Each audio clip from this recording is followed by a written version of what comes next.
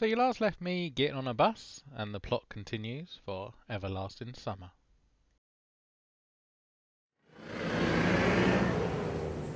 Set a fire! Streetlights passing me, as if their cold light sparked inside of me, trying to light up feelings long dead. Or maybe not sparks, just waken them. Because those feelings, they have been living in me for a long time, quelling down and waking up. The driver's radio was playing some familiar tune, very familiar tune, but I wasn't listening to it. I was watching cars pass by, though the fogged up window, because people are always rushing somewhere, chasing something they need, stuck in their own little worlds. Why would they care about me? About mine, sorry. They probably had their own serious problems, or maybe they had easier lives, much easier lives. Can't know for sure, since all people are different. Or aren't they? Sometimes actions can be easily predicted, but if you try to look inside his soul, you will only see impenetrable darkness. The bus was approaching downtown, and my thoughts were interrupted by the bright city lights. Hundreds of adballs, thousands of cars, millions of people. I was watching the light show and somehow got terribly sleepy.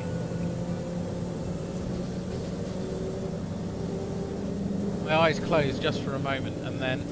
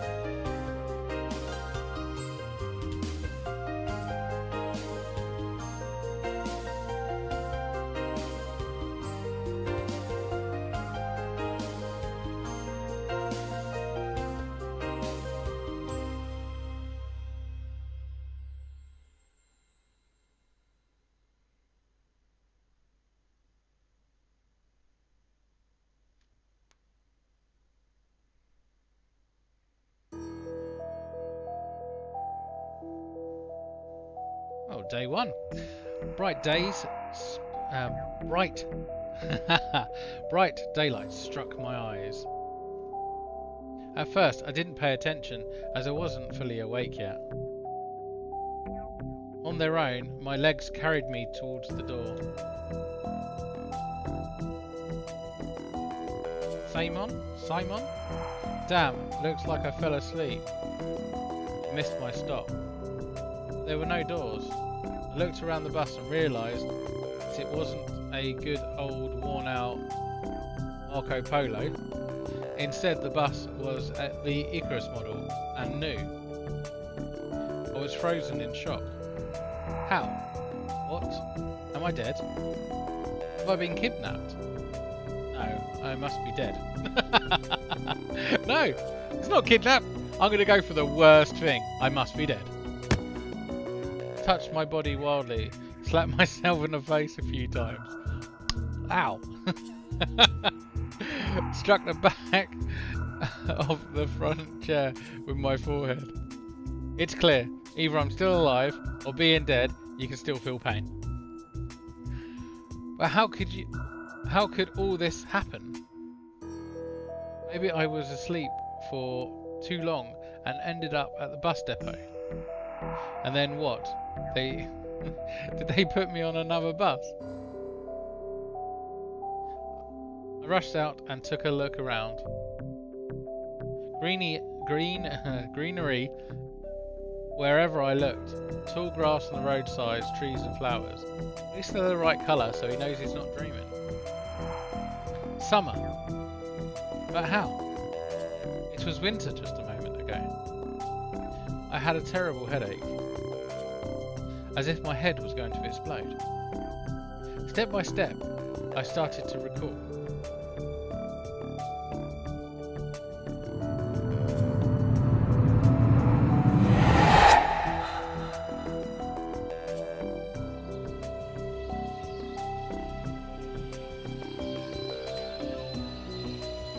A long road running towards the horizon, forest, plains, fields, lakes and forest again.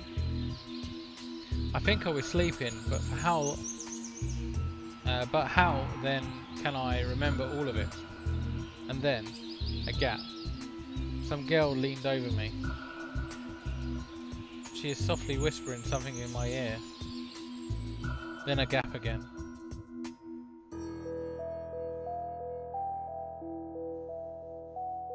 And then I woke up here. Who is that strange girl? Or was she just a dream? For some reason, thinking about her made me feel better and calmed me down a little. I felt warm all over, coming from the inside. Could it be her who brought me here? And I needed to find her. The best way to look for her is to get away from here. Really? Makes sense. I rushed to the left, then to the right, then stopped, hesitating where to go, and finally ran in the direction where the bus probably came from.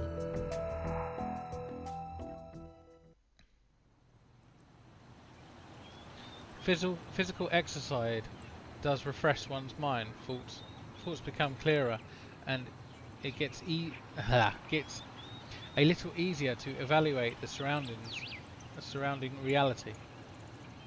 Not in my case, however. I was sitting on the roadside, wheezing and trying to ease my sore throat by gulping hot air. In any case, the run did its work. The fear withdrew for a while. Maybe I'm really just dreaming. Though after recalling my self-harm? No, yeah, he slapped himself in the face, the self-harm. Right, I immediately rejected the idea. So I'm guessing his name is Simon. Semyon? I don't know how to say that. Semyon? I am neither dreaming nor dead. A narrow road was running through the field and far into the distance. That exact road from my dream. Dun dun dun. I must be very far away from home. And it's not that it was winter yesterday and it's completely summer now. It is about the environment. Of course, the summer is usually like that, green and hot, but here everything is not just like in real life. Everything looks like it was taken from the paintings of Russian landscape artists of the XIX century. I have no idea which century that. Comment below if you know. The grass, it's just too lush. The bushes are not like what bushes should be. They are so thick that you can see anything through them. Like tree tops, honestly. And the trees themselves. The forest was quite far away, but the trees looked like they had closed their even ranks and were now just waiting for an order to advance into the fields and plains. Oh right. Weird. I caught my breath and looked at the bus, which was now barely visible. That was a good run. Fear took over me once again. And those power lines. There must be people here. But what does it mean? In fact, that means nothing at all. Even hell can have power lines. Baking and roasting the sinners is too old-fashioned. Must have reached the point of no return, after which you should either lose your mind completely or finally trying to understand what's going on. And why I still have the choice, I should rather pick up the second option. I slowly headed back to the bus. Of course, it was frightening. But I'm not likely to find an answer in the fields or the woods. See, that's what I said. And this wretched bucket of screws is the only kind of link that I have to the real world. Oh look, the gate! I should carefully scout the area. A brick wall, its gates, crowned with Sunok sign. Sunok? Kobiok. Kobiok. It could be Kobiok, because look. Sovino. Sign statues of pioneers at the sides, and the road sign nearby showing the bus route number 410. Simon's. Ah, yeah. The trip's taking a bit too long today. I smoked. A person may start acting inadequately in extreme situations.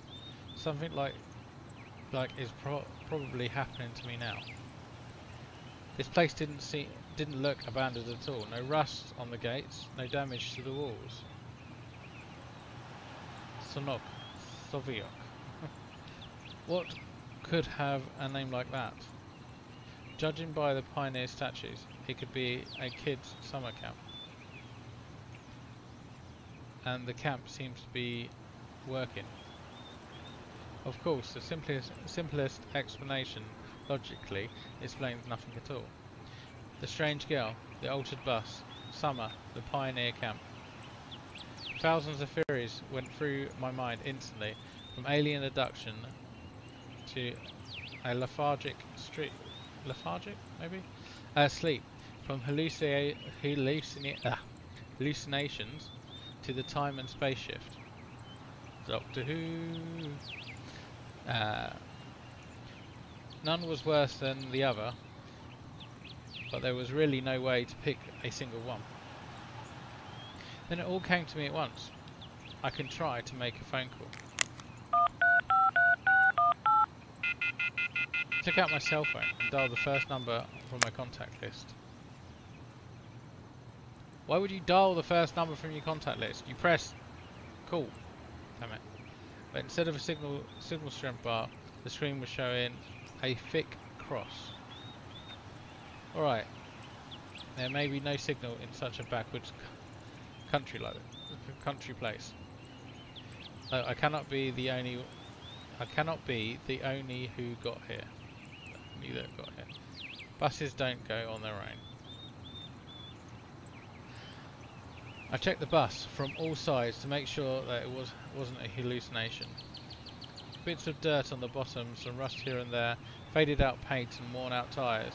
No, this is definitely a very ordinary Icarus. Yeah, exactly. The kind of bus which takes you to places beyond your understanding if you carelessly fall asleep. I gave a nervous chuckle. It came out by itself, sporadically. Because it wasn't the right place or time to laugh. But where on earth is the driver? I curiously sat down on the curbstone beside the bus and started to wait.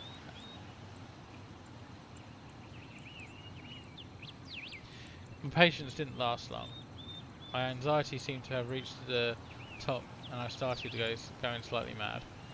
In such situations, anyone would have probably felt something similar. I would probably just beep the horn, see if the guy comes back to his bus. Aliens and parallel universes were gone from my imagination, leaving only void and darkness. Is this how it will end? How my life will end? But I wanted to do so much, so many things that I had no time for yet. I was taken over by the idea that was definitely the end. But why? It's not fair. Surely I'm no worse than anyone. God, why?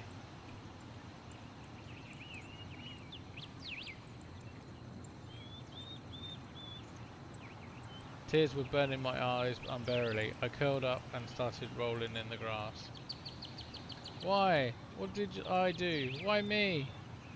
But my outcries were only heard by speechless statues of pioneers and by a bird on the tree, which immediately flapped her wings.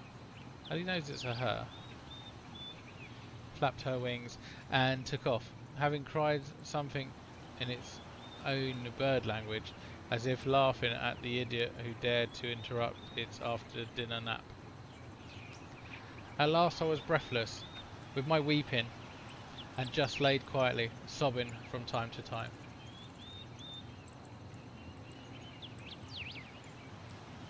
After a while, I managed to pull myself together. Mind cleared up a bit, as if terror and fear of death gave me a little break. All in all, if someone wanted to kill me, what is all this for? Doesn't look like an experiment either. If this is some crazy coincidence, then it will probably carries no threat. Anyway, for now, it seems that there's no danger. The panic was soon gone.